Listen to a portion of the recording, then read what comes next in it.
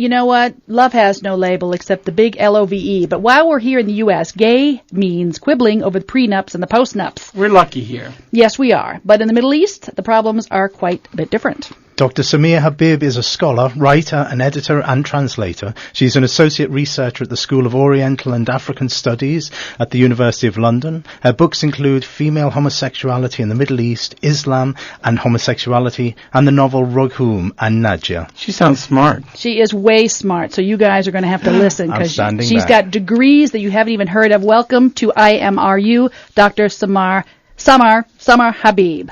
Thank you so much, Chrisanne. Thank you. I really appreciate being here. Absolutely. You know, there's so much we don't know about, just to right off the bat, talking about the idea of homosexuality and the Middle East seems very foreign to us because from all of our post 9/11 hysteria about the Middle East and or Islam and Arabic culture, that there is no homosexuality there. They're working very hard to keep it away. So what is the current status of homosexuality in the Middle East? Well, one of the things I would really like to talk about is shifting the energy of Western media attention on how homosexuality is represented in Western media.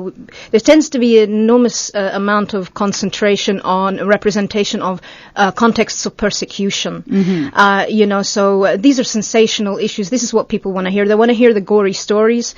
That's fine.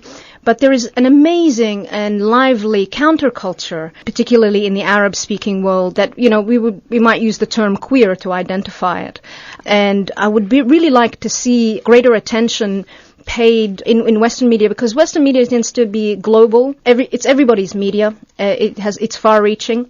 So what I would like to see is kind of a greater representation. Well, what are queer Arabs doing to represent themselves in film, in literature, in music, and so on and so forth? Like, for example, last night I accidentally ran into a Kuwaiti film student who's studying here in LA, and he showed me his film that he's making. It's called Decadence. And it was a fabulous little experimental film for about an hour and a half.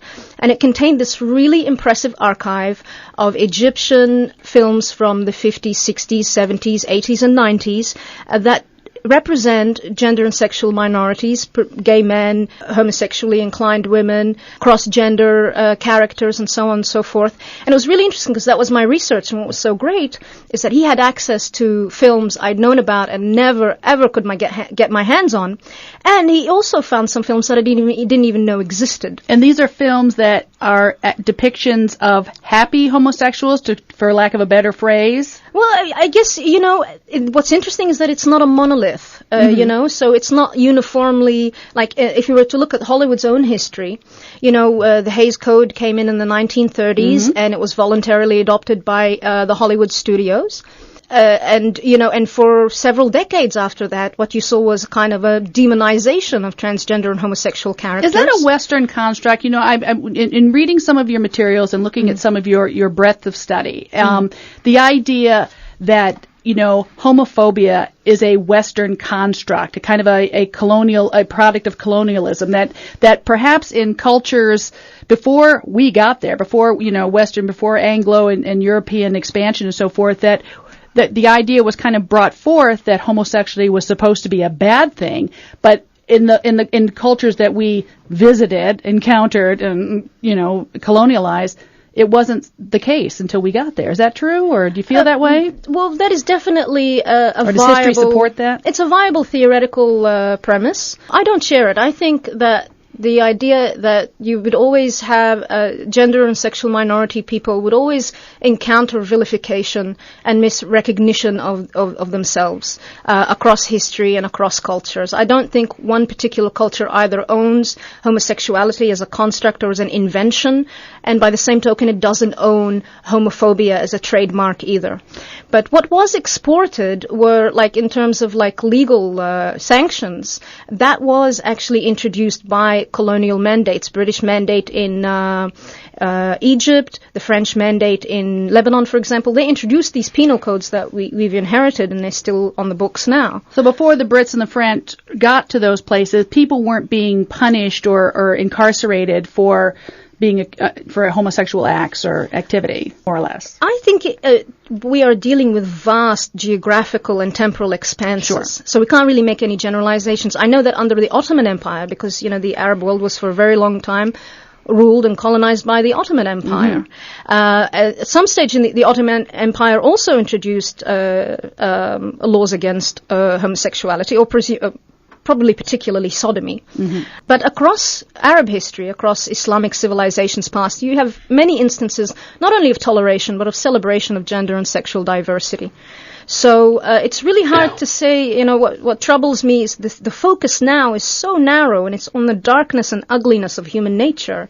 And what I would like to see is celebration of those instances of resilience and success, and those instances of compassion and the universality of love, and the universality of sexual desire. Well, in the 24-hour news culture, I mean, we are definitely trying to focus on the negative and the sensational, and particularly, unfortunately, in a post 9/11 world, Western media looks to anything that happens in the Middle East and tries to focus on the most negative thing to galvanize whatever support and so forth.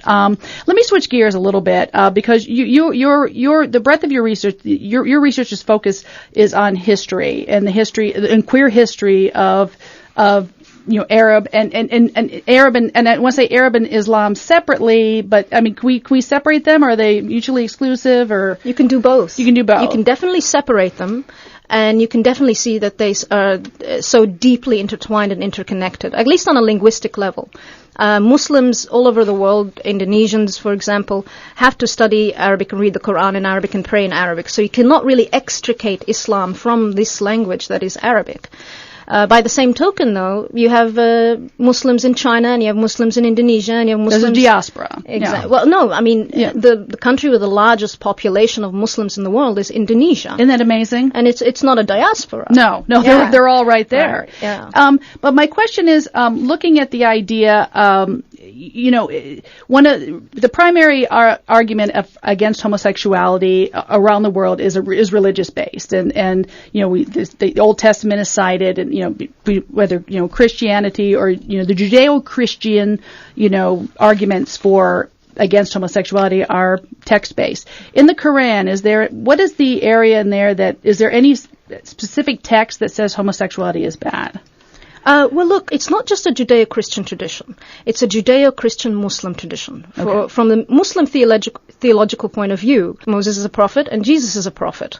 And in fact, the story of the people of Lot, which is the Christian Old Testament and which is the Judaic Torah, is repeated in the Quran. And it is on the basis of this story, a story of the prophet Lot and what happened to him, that we get exegesis that condemns same-sex sexual activity. But also, because of this story, we can also subvert that and say, well, this is a story that refers to a specific people whose conduct was not specifically same-sex acting. It's certainly not mutual or consensual, and not what we know or understand to be consensual adult relationships, not what we mean by homosexuality as a modern category.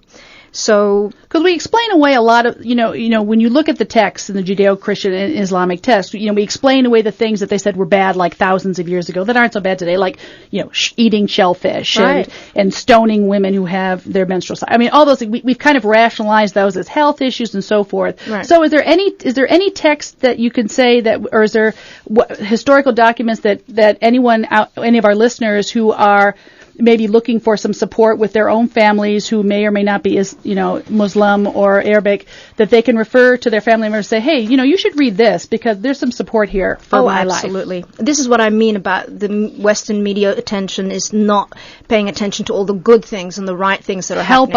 Help us, help you and everyone else here. Okay, so we would have, the first thing is you'd have to really look at the incredible phenomenon of the queer-friendly mosque. Right? Now, where is that? Because in Reform Judaism and in very liberal, Protestantism and so forth, there's a lot of clergy who is very supportive of, gender and sexual variance. Right. So tell me about this queer-friendly mosque. Okay, the queer-friendly mosque. Let's begin with a survey. There's one near you here in Washington. Okay. It's not that much.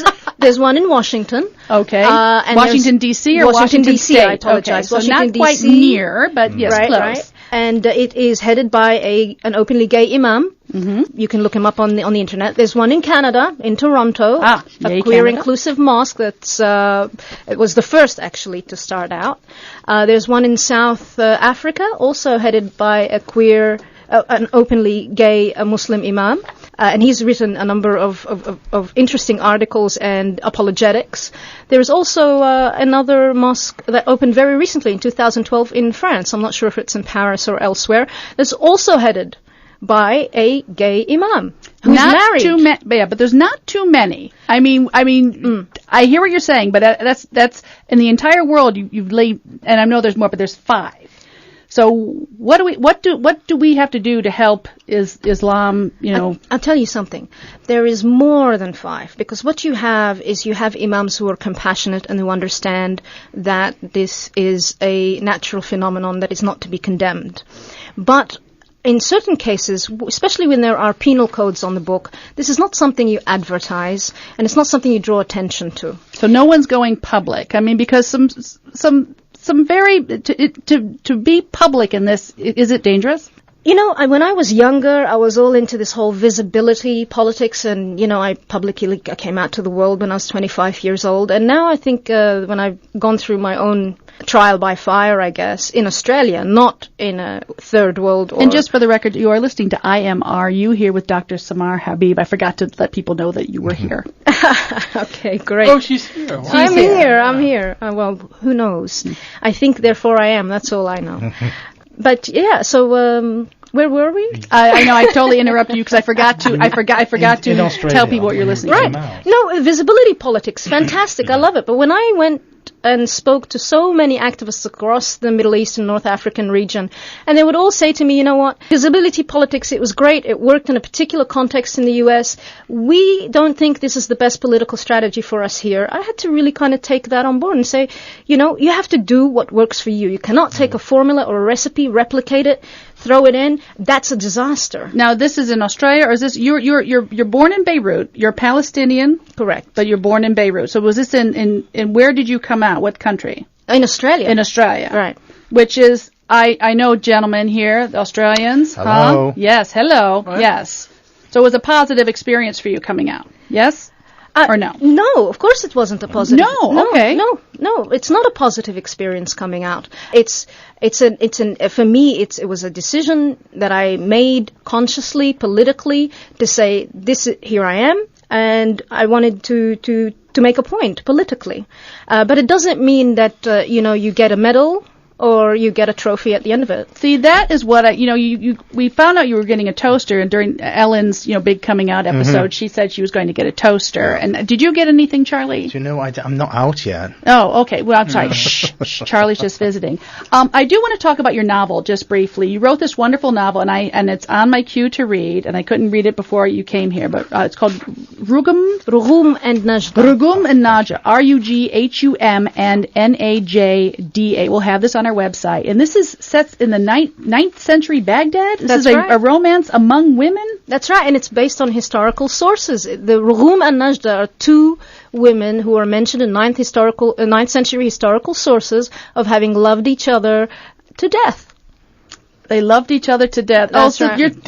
You are teasing a bad ending here. You are teasing a bad ending, but I want to tell our lesbian listeners, this sounds like a really, is it romantic or is it just, you're just waiting for the other shoe to drop? Look, I mean, it does celebrate the universality of love, but it also mourns the darkness of human nature, and I think it's important historically to broaden our perspective of what is the Arab world, what is Islam, and what is female same-sex sexual desire across history and across cultures. Well, I want to thank you so much, Dr. Habib. We did not have enough time to talk. I had so many more questions, and I'm just thrilled that you were honored to be here. I've learned so much. If you want to learn more about Dr. Habib, you can check our website. We will have links to, she will be speaking tomorrow night at UCSD.